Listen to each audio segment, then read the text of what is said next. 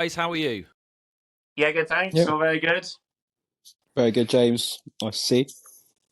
Good to see you too. So we've been chatting about this for a while, me and you, John, about doing a podcast, and I'm really excited to have you guys on. So before we kick off the podcast, can you both tell me, how do we get hold of you? How do we follow you on social media, for example? James, do you want to kick off?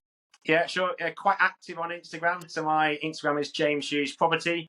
Yeah, that's the main one. I get quite mixed reviews from my Instagram, but that's the main one. Yeah, getting hold of me, James Hughes Property on Instagram. And what about you, John? Yeah, so similar, the London agent underscore the agent. So and also LinkedIn. I've got quite a big following there, and yeah, a lot of people really engaged in the content that we put out there as well. But obviously, and the standard forms through WhatsApp and email. And I am JG_EXP. So we thought the best way to start the podcast was by getting to know us all, find out a bit about our backgrounds, how we got into real estate, what's made us successful. Then every week we're going to plan our podcast and diving a bit deeper into different topics, get some other experts in on the podcast and see how we can improve our own real estate businesses and also how we can help others improve theirs. Now, the first thing you might realize is I will probably say quite a lot of Americanisms like real estate, which you guys are going to teach me all the different words. It's so weird. I spent 5 years living in California, and when I went there, I got every single word wrong. For example, they don't call a skirting board a skirting board. They call it like a baseboard. And it took me quite a long time to get used to the terminology. I've now come back to the UK and now I'm getting every word wrong. So when I say something wrong, boys, let me know. First of all, am I allowed to say the word real estate? Do you know what? You can. I think there's more Americanisms coming into it, especially in the kind of self-employed broker world, to use an American term again. So I think it's becoming more familiar. And it's certainly, I think, something that I tend to use, being part of American brokerage, so to speak, with the EXP. It's something which has come into my vernacular a lot more. But yeah, it's something which across the country is probably a little bit less well known. But yeah, real estate's fine, absolutely fine. Cool. So I'm going to just quickly chat about myself and then we will learn more about John and James. So I got into real estate, it was about 6 or 7 years ago. I moved to California, spent 5 years there, had an amazing time. And when I went there, I didn't have a clue what I was going to do business-wise. I knew I wanted to do something a bit different. And there, real estate is probably a bit more exciting than it is here. You see all the property shows like Selling Sunset and $1 Million Mansion and $1 Million Property Listing, whatever it's called. And it's quite a fun business to be in. And one of the big things is they get a lot more commission there. And I moved to California. There were massive, great big homes being sold on the beach. And I was like, this seems quite a fun thing to do. So really my job was just to go to beautiful homes and try and sell them. And it was a really fun experience getting into real estate there. We moved back recently and I've just started doing real estate here. So part of this podcast is actually going to be following my journey, and John and James are going to help educate me on how to sell real estate in this country. We're going to dive into a bit deeper about my experience and John and James's experience. But John, first of all, obviously we've got a background. We've known each other for quite a while, went to school together. How did you get into real estate? Yeah, so for me, it was a long time ago now, 18 years ago. So I left university with a zoology degree of all things. I work with a lot of animals now, but in a different way. But no, it's something which, it was a vocational thing I did, and we were kind of thinking, well, what do you do? And I sort of floundered around for a little while and came across obviously Foxtons, which was a big agency in London. I was living in Manchester at the time, so I'd gone up to stay with a friend, and you saw you got a car with it, and I thought, hang on a minute, if you're going to sell something and make commission, you might as well, be dealing with the most expensive product out there, which is this property or real estate, as you call it. So ended up starting my career there as a young, fresh-faced 22-year-old lad, and was there for 10 years and went through the ranks. And back then, it was a kind of work hard, play hard environment. It was a bit of a boot camp, but you learn all of the sort of, let's say, more of like sales acumen. You learned the work ethic, the ability to be able to be tenacious in your follow up, and all of the sort of base skills were taught there. And spending 12 hours a day minimum every single day, pretty much Monday to Saturday, in that environment for 10 years, you come out of it with a really solid grounding. And of course, there's a lot of sort of sharp edges there that need to get rounded. And I went through various different other companies, ended up leaving a very well-known company called Douglas and Gordon. I was one of their associate directors, looked after the Southwest region. But I'd always dreamt about starting my own business. And that opportunity came along through partnering with EXP, which we'll learn about in future podcasts, so you may know a little bit about it. But that gave me the tools and the ability to start my business. And that was back in 2021. And now we're 2.5 years in and going very strong. Cool. And obviously you introduced James to myself. So James, tell us about your real estate background. Yeah, I guess similar story to John, really. So I studied Hispanic Studies at university, one of those courses that I never have actually used. Applied to Foxtons back in 2010. Like the kind of Foxtons, really didn't know what I was applying for. But very grateful of my kind of Foxtons schooling. 6 years working in Battersea, worked my way up, #1 negotiator, very proud of that back in the day. Then went to manage the Balham branch, so very familiar with Southwest London. Foxtons was a great schooling, but I wanted to, I guess, develop personally and learn more about real estate. I then joined CBRE. So CBRE, the world's biggest commercial real estate company. They opened the residential team probably about 7 to 10 years ago. So I came on board as the branch manager based in Battersea. So initially started with lettings. I spoke to my boss and, hey boss, can we also do sales? So started doing lettings and sales at CBRE. That was until 2019. I actually left real estate for a bit, and then a personal change. And then 2 years ago, reached out to John. John was at this EXP brokerage. Wasn't quite sure what that was. He introduced me to EXP, and I'm now going into my 3rd year. So, yeah, been a bit of a learning curve, but now going into my 3rd year as a partner of EXP. Awesome. So let's dive a bit more into how we were successful and how we've got to where we've got to. So I'll chat about my story first of all. When I started real estate in the US, I didn't know anyone. I hadn't done real estate before. And for me, I had a business background and I wanted to use a lot of my business background into what I was doing, but it was brand new. So I immersed myself in every single podcast and TV show that I possibly could and tried to learn as much as I can from all different types of people. And what I remember what was big over there, which they don't really do here, is open houses. You might have seen them on TV shows, but basically it's when someone else often has a home for sale when you first start doing it. And what you can do in the States is you can literally just call up that estate agent and just say, look, can I basically do an open house in your property where I let people over a 2, 3, 4 hour period come and see your home. So I remember the first open house I did, I came up with a British afternoon tea theme, because it is true in America, you can just have a British accent and they absolutely love you and they love everything British.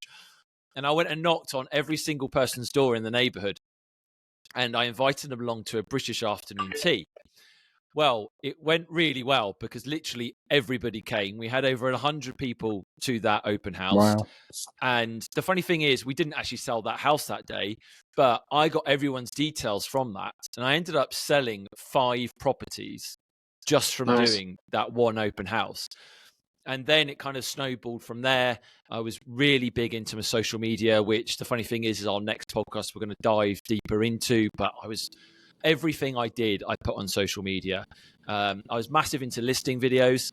So it's a thing which is creeping in here. I know, John, you've been really successful with it, but I often did some very creative listing videos as well. I remember during lockdown when Tiger King was massive and we had a farm. It was hilarious. Yeah. I had a farm prop. I had long blonde hair at that point, and I grew my tash and made myself look like Tiger King. And it was a farm. It was basically an old horse property. And I basically got a tiger and I did a Tiger King song. And I actually got over 1 million views on Facebook from that video. Yeah. And so it became viral. And I remember people coming to the house. They had no interest in buying the house. They actually wanted just to come along and see the guy who did the video. But once again, it got loads of people coming to it. We ended up selling the house for way more than probably what it was worth. And I got lots of business from it. So I was always doing listing videos, always putting myself out there. Mailers were really important for me as well. So I would consistently mail neighborhoods, but then also whenever I got a listing, I would mail the neighborhood. I would invite them along to the open house. And then afterwards, when I sold it, I'd send them all a mailer to say, we just sold this house for a neighborhood record, for example. Got a lot of business from that.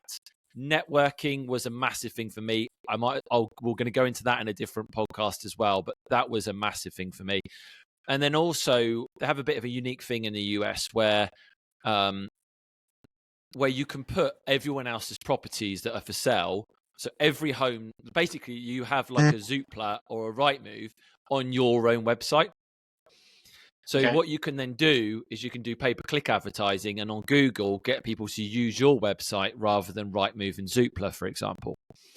So that was also very successful as well, and then converting those leads. So, and then I did Facebook advertising as well. So a lot of these things I'm really interested to see if some of these I know can't work, like the pay-per-click is a bit different, a completely different way of doing things there. But I'm really intrigued from, John and you, James, if we start with you, John, what have you done over the years to make yourself really successful? And especially in the last couple of years where you've had to kind of leave your estate agency and start off by yourself. Yeah, cool. So I don't think you'd be surprised, actually, the crossover now, especially with people in our world now, it's very heavily influenced from the States. And having been to the States a couple of times myself, you come back from that and you see what people are doing. You see, the engagement now with things like Selling Sunset and $1 Million. Selling Sunset's about the girls now. It's not really about the actual real estate side of it. But $1 Million Listing is a really good one. And I think if you watch that, it gives you sort of an insight into the American system. And then you start to bring it over. You mentioned the sort of open houses. We've started doing that now, myself and James, within our sort of organization, which we'll talk about maybe in another podcast further down the line. But we've got 30 guys with us now and girls. And, we'll run an open house, but in a different way. So it's more not bringing the general public in to come and see the house, but more to bring the brokers along so they can come and see it. Yeah, so in the US, if you've got a big listing, you'll do a broker open house where you invite all of the other agents, and then you might do a house for the public. So it sounds like you're doing what they would call in the US a broker open house. Yeah, exactly. And it's worked really well. I mean, I've had one really successful one down in Wandsworth, which worked brilliantly. We had sort of about 10 or 12 guys and girls turn up for that. And that was sold within a week from someone who came to see it and their buyers that they had over in Streatham. So it worked really well. But to go back to your original question, I think the biggest difference, I suppose, with the US and UK is that you can tout for business. So when a property's on the market, if you have the data, you can go and try and contact that vendor. And if they're unhappy, as long as they're out of contract, they can switch to you. And even if they're not out of contract, you can still try and tout that business, which I understand in America is you'd lose your license for. You'd lose your license if you got caught doing that. Yeah. So here it's absolutely fair game. There's no problem with that at all. So a real big part for me from the start was letter dropping and going out on. I used to walk over 10 miles every week, handing out letters to people, putting them through their doors for everything that's on the market within, a half mile to mile radius. Now, being in London, there's a lot on the market. I mean, if I put a Zoopla or Rightmove search in now in SW170NN, which is my postcode where I live, if I put in a quarter of a mile radius there's over 80 properties on the market within a quarter of a mile. So those, obviously, some of them are going to sell, some aren't. And so that was really a real start for me. But I think there's a lot of training and a lot of teaching for it. But the biggest problem for most people, not problem, but challenge for a lot of people when you're leaving a corporate agency where you're fed continual leads and the brand gives you that exposure, is then how do you become successful in this big competition pond and you're the tiniest little fish ever? And I suppose that's a case of doing all of the different things that you can do. So social media, doing your letter dropping and prospecting, networking, but it's doing everything and doing it consistently. Because I think what a lot of people do is they'll do one thing. I spoke to a guy a couple of weeks ago, called me up, another EXP guy, and he said he wasn't getting any joy with his letters. And I was like, well, how many did you send out? He's like, I sent out 400. I was like, great. So when was that? He was like, I just sent out those last week and I didn't get anyone calling back. I was like, well, yeah, you've got to give it time. You can't just expect it to happen. But the return on investment is super high. If you do get a call, then it's about how you're converting that. So I know there are people that send out lots of letters to different people who'll get a call back and then won't convert that call because they don't know how to convert it from a call to an appraisal, and then going through the door and then getting that appraisal and then converting that into a instruction. So, and I think that's where experience comes in, because having done it for such a long time, you know the things to say, and you know how to, let's say, not manipulate, probably the wrong word, but how to steer that conversation to the gain that you want from it, and how to present properly, and how to then conduct yourself on evaluation. All of those things come with experience, and of course we'd help and try to help people within our organisation to learn that as we go along. But I think that was for me was just a little snippet. There's lots of other things, but I think that one was for me was great. I remember my very first instruction, and I got the call, and I was like, well, valuation, sorry, and I got the call. Someone had called back and said, I've got your letter. I was like, great. And they said, oh, we got that 4 weeks ago, but we haven't managed to sell it. So we were wondering if you wanted to come around. And I was just so excited about going around, but also very nervous. But it snowballed from there, which is weird because I'd been on thousands and thousands and thousands of appraisals. And that first one, because it means so much more to you because it's your own business, it was nerve wracking. I was like, God, I've been doing this for over 15 years. Why am I worried about going to this appraisal? But I got a feeling when I do my first one in this country, it's going to feel weird for me, because even though I've, as you say, done hundreds of them, it will still feel weird because obviously it's a completely different system. So I'm so used to the American system. I'm going to have to. When you get really good at something, you don't have to think about it. It just comes natural. Whereas I'm going to be going in and having to think about stuff. So yeah, it's going to be interesting.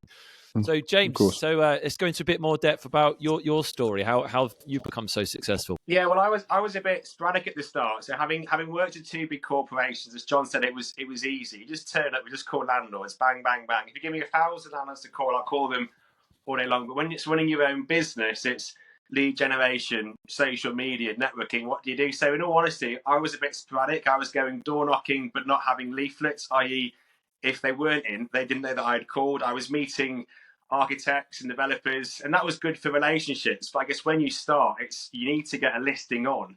I only started prospecting after about 3 months. So in hindsight, I wish that I kind of started sending out the letters from day one. So yeah, when it's running your own business, there's a lot more to kind of take on board, really. But then, as John said, it's just doing the basics religiously. And now our network that we have, any new agents who are starting, it's like just do things religiously. Social media, let's get your letters out there. I went door knocking as well. Some people don't like door knocking. I personally don't mind it. That has led to 3 listings. At the start of my kind of business. So when I didn't mind door knocking. So a bit sporadic at the start, but now it's just like doing the things religiously, networking, social media, send out letters. When you get your first listing, it all snowballs from there. So what do we need to do to get that listing? Whether it's door knocking, whether it's sending out letters, whether it's through social media. When you get a listing, because we do the viewings ourselves, you get a lot of listings on the back of it. So what do we need to do to get a listing? Yeah, it's funny you talk about door knocking. That's something that I did a lot of in the US. And what's it like? I mean, are you just literally picking random doors and just picking a street, or are you being selective? So eventually, after getting my leaflets done, and I'm on Canva, I'm not a graphic design guy at all. For the first month, I used to get frustrated doing all of these graphic design leaflet designs. Now I just pay someone to do that. Stick to your strengths, I guess. So once I eventually had my leaflets through the prospecting app that we have, that tells the houses that are on the market. So I used to go walk down the street, any for sale boards. I go knock on that door. The actual listing came from knocking on the door where their for sale board was. I knocked on the wrong door, and that vendor, she said, "Well, I'm selling my flat in a month's time. Come on in for a market appraisal." So it's a bit of target approach, but then some of the new agents now who've just joined the network, they are printing out leaflets and then going around their local community to say, "Look, I'm here, very experienced agent, just joined," to introduce the local residents, really. Great. That's really good, and great thing for people to start doing. One thing that I'm always interested in is, for men, it's a lot easier to door knock, I think, than women. That's one advantage that we do have. I don't think I'd feel comfortable with my wife just going around and knocking on doors, whereas we can get away with it. If my wife went door knocking, she'd probably get a lot more business than I would. Yes, it is that way. Very true. So that's obviously just a little bit about our success. We're going to, dive into like social media and networking in the next couple of episodes, for example. But just on this one, it was a good one for us just to get to know each other and for people to get to know us. And so I thought one thing that would be quite fun to talk about is some of the mistakes that we've made in real estate as well. So I will kick off with this one because I think one of the things that I regret doing was not trying to go for more luxury real estate in the US. I really enjoyed that side of it, and I watch all the shows, and I think I wish I'd sold homes like that. But the problem I had is I didn't have experience in that area. So in hindsight, in America, teams are massive. So here you either kind of join an estate agency or, for example, like you guys with EXP, you're an individual agent a lot of the time. Teams look like they're going to start to become a big thing. It is starting to grow, actually. There is people that are starting to do the team aspect of it, but it's very, very new. I know what you mean.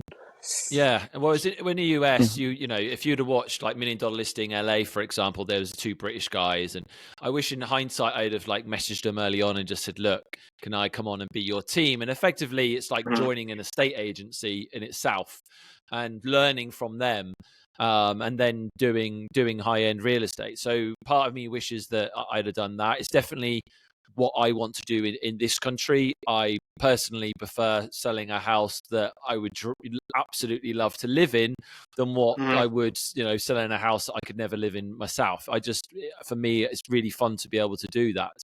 And then I think that the big thing for me, which I highly advise, every single person, pretty much any career, would be to get your work-life balance right. And I think that was one of the things that I really struggled with. Is I was so determined to be really successful and so determined to be the best in my field, that I worked too hard, and I was a bit silly with the hours that I worked and probably should have delegated a bit more. And I remember I taking calls at 11 o'clock at night. I remember being in a queue in Disneyland and jumping out of the queue to take calls, and my wife being like, "What are you doing?" But the thing is, the commission's so big in the States, like you can often get like 5% selling a home because you can represent both sides. And if you're selling a $2 million home, it's a lot of money and you don't want the deal to fall through. So, but I still believe if you set boundaries early on with your clients and just say, just to let you know, I've got a family, I'm not going to be taking calls after 7 o'clock at night, for example. I try and have Sundays off. If it's an emergency, contact me. But if not, most of the time it can wait till a Monday. And I wish I'd have done that. So I think that was probably my biggest thing that I've learned, which I'm definitely going to be taking, into the UK. What about you guys, James? What about you? I guess mistakes. When I'm constantly learning, what's the best way to learn? It's by making mistakes, learning from it. I think obviously my background was a lettings agent. Since I joined DXP, I guess I bought and sold my own stock previously, but I was a new sales agent at EXP, so I was quite naive. I thought that once you agree an offer, great deal done. I was very naive to the actual conveyancing and the hurdles, the down valuations, the home buyer survey. So I'm learning a lot through the conveyancing. Luckily, I've got a very good property progressor. She helps me along the way. I guess you mentioned a bit about the kind of work-life balance. I mean, I guess I'm choosing to work the hours that I do, and I'm working very hard at the moment. But then it's my choice. The good thing about this is that you can do nothing if you want to, but then obviously if you want to do very well, do a lot of deals. It's entirely my choice. I guess prime example is that on Saturday I went to Twickenham to watch the rugby. I normally work Saturdays because I choose to do that because I obviously get all of the fee myself. But then I didn't do viewings on the Saturday, but then I did do viewing on the Sunday. It's a flat very close to here in South Croydon. That's now agreed, and then to me that's £4,000. So I didn't mind choosing to do that because it was a £4,000 fee that I'm going to earn from doing the kind of viewing on the Sunday. So mistakes, I guess I'm constantly learning. Because we've got such a good supported network, I reach out to John. We've got 30 agents and growing in the network, so we're all learning from each other's mistakes really, and I guess kind of helping each other to grow as well. What about you, John? Yeah, I mean, I think just touching on the point you were saying about sort of the support from a team. What we have now in myself and James and the other 28 people within it is almost like a collaborative team. We don't everyone's themselves from their own employment, but it's good because you've got that support network. One of the things that I struggled with in the very beginning was not having any real support at all out there, because I was one of the very first people, certainly in London, to really start doing this. Not that, across the UK there was quite a lot, and there was still support from the broker and stuff, but really I felt like I was finding my own way. And I think that's, then James came along and I had someone else to bounce some ideas off, but it's now gradually grown into something which is brilliant. I think one of the things for me was being a bit late on leverage. So I used to do all my own progression. I used to do all my own accounting. I had an accountant who would do the books at the end, but I was keeping it all on a spreadsheet, and it was taking forever. And I was just thinking all I want to do was just cut costs where I could, so that I could basically have enough money to live with. And obviously I've got 2 kids and a mortgage to pay. But actually what you realise is that there are certain things which, like James said about, things that you're good at and things that you're not good at. And not necessarily not good at, but it's the time cost. So getting good leverage in place as early as possible is really, really good and really important to do. And also I think investing in things like networking, which has been absolutely brilliant for me. It's a big cost to start with, things like BNI, but also going to big events. Like I went to the States last year for 2 big EXP conferences, and it's a lot of money. And there are a lot of people I know that are making far more money than I am who won't invest and won't go on these things because they just think it's a waste of money. It's really not. It's worth every penny of it. And I think that's what a lot of people in the UK are not very good at, is investing in themselves, whereas in America they do it a lot better. Oh yeah, like when you work in real estate in the US, anyone that is remotely successful has a real estate coach, for example. And I can't imagine there are many people that have them in this country that are working in a normal estate agency. Is that solely a real estate coach, or is it like a life coach, personal development? No, it's purely a real estate coach. So, so the reason why I actually joined EXP was there was a guy who I listened to on a podcast. There's a really good podcast, like I forgot what it's called now, like Super Agents or something, right? And I listened to it every week, and he was on it one week, and I was like, I absolutely love this guy. He's exactly the type of agent that I want to be. So I then, reached out to him, started following him on social media, and then I paid for a really fancy website company out there that has a CRM, your website, all the listings come through, which I talked about earlier. And I joined them because he said that they were good to go with. I then went to a conference, which John talks about, which had about 100 agents there.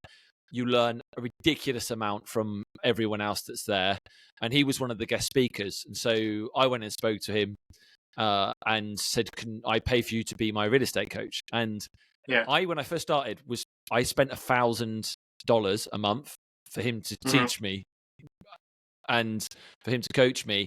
And then the funny thing is he was with a different we call brokerage over there. He then moved to EXP, and then his business model completely changed because we'll chat about EXP more, whatever. But then he got to the point where he could offer coaching for free, and so he continued, and still continues to be my coach when I need to.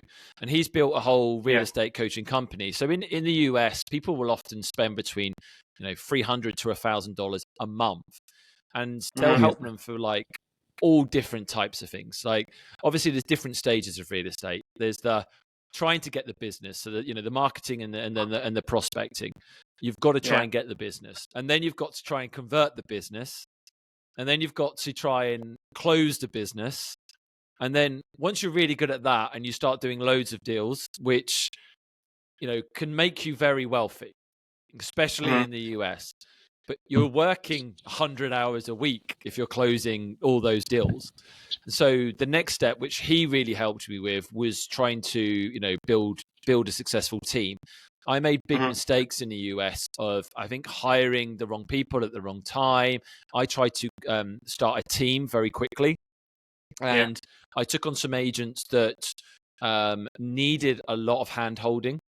And I wasn't that experienced to actually, I was experienced in business, but I wasn't that experienced to hold their hand. And I spent more time trying to help them close one deal when I probably could have closed 5 deals myself in that time. And I'm trying to think of all the mistakes I made. I would only employ people that I liked and who were like me. and that was a big thing. And so they call them disc Quite hard to find profiles. someone like you, James. They've been looking for a long time. No, in England yeah. it is. In America, it's completely different. Yeah. There's a lot. That's why I got on very well with Americans, because they're loud and outspoken, like me. I think you've raised a very valid point there about the training and the support. Whether it's EXP or another brokerage that you join, I think people sometimes don't really consider the support that you're going to receive. Yeah. One, it's the brokerage, what's right for you. Secondly, some people naively just sign, not thinking about the support, the network, the ongoing support. And I know that we'll probably talk about that in different podcasts, but that's a very vital point about the ongoing training and support that your sponsor can offer you as well. Yeah, I mean, that's the thing that, James and I, and certainly, just across the network of people that have got so many different skill sets and abilities. You were talking about Cam before. I posted something up on our group, and one of the ladies that are in there, she's only just started, only about a couple of months in as being a broker, but she sorted out something for me within 30 seconds. It took me hours. You're going about the training. When I went to the States, I went to see a guy called John Cheplack there. He charges $2,000 for a 20-minute call. And we got to sit in a room with him for an hour and a half, and I came out with so much energy and things that really have helped me to implement within it. But I can't afford $2,000 for a 20-minute call. But it's his subscriptions are like $20,000-$30,000 or dollars a year to have access to this guy. But I'm sure he creates great results, and I think that's an ongoing thing that you can kind of see where we can, and that's I think we're a sort of value offering that we offer to brokers and people that want to come and be part of our organisation is that sort of mentorship, I suppose, and assistance to the downline of people that we work with. So make sure you check out our next podcast. We're going to be talking about social media and networking, and we're literally just going to do them straight after this one. So if anyone listens to this podcast, they can listen to two others straight away. And so, guys, just remind us, how will we get in contact with you guys? For myself, probably the main one, Instagram, James Hughes Property. Active on LinkedIn. The normal WhatsApp phone number, I guess my details, they'll be there. But James Hughes Property is my Instagram page. And you, John? Okay, so if you Google Jonathan Woods, I should hopefully come up with quite a few different places to get hold of me. I am the London Agent, which is the _London_agent on Instagram, and also I'm on LinkedIn as well as Jonathan. You'll see my name is Jonathan Woods. You'll see these two guys calling me John. It's kind of a term. Well, my name was John when I was at school, and it changed to Jonathan, which is my full name. Quite well. When I started trading, I just felt like it was time to use my full name. So. Bit more professional, yeah. I was Jim in school, but we won't call me Jim or Jimmy. I'll be James. Let's not bring up school stories yet. No. So what we're also going to do is, obviously, we're going to follow my journey as well. Brand new to real estate here in the UK. So John and James are going to help me with that. I'll just give you an idea of where I'm at the moment as well. I've been working on my Facebook pages, my Instagram pages, getting them all set up, my website, getting them set up. Talking about the mailers, we've mentioned them. So this weekend, I don't know how many I've done. It's probably about 100 or something to begin with. I've been quite personal with them as well. I've gone into a lot of detail, and I've actually looked at the actual listings. We'll see if it's a complete waste of time or not. But I've actually gone on to the actual properties online, and if I think that the photos aren't good or they need a video, I've actually written that, and then I've got my wife to handwrite on all the envelopes, the addresses and stuff. So that's what I've started to do. So every week we'll see how I get on and follow my journey as well. And John and James can give me some advice on what works and what doesn't. So that should be quite interesting to see how I get on. And hopefully it will inspire other people to, if they're working for an estate agents, to, go by themselves and actually start their own business. And I know that Jonathan and James, they'll talk about it more in other podcasts, but you guys, are much happier with your, work-life balance than what you were before, but also financially you're doing a lot better. So we'll go into more depth on that. Make sure you follow the podcast. Make sure you give us a review. And if you would like us to cover any topics, make sure you reach out to us. And we are always looking for other guests to come on the podcast as well. So thanks for coming on, guys, and looking forward to doing the next two podcasts with you guys as well. Thanks a lot, James. And James. See you later. Have a good one. Yeah.